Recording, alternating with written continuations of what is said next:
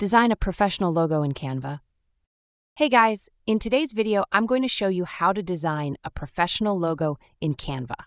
So make sure to watch this video till the end, and let's get started. Head over to canva.com.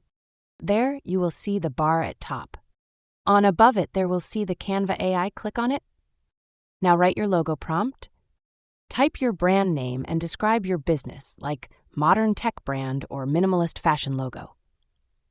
For my YouTube channel logo, I'm writing this prompt that I have copied from ChatGPT. Loading will take some time. Canva will instantly generate a bunch of logo ideas tailored to your input. Scroll through and pick the one that fits your style. Click on the Use in a Design on the top right corner.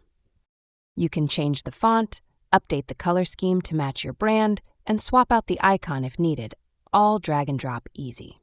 Once it's perfect, hit Share. After that, hit Download and select PNG with a transparent background. That's all for the video. Thanks to Canva's AI tools, you've got a clean, professional logo ready to use.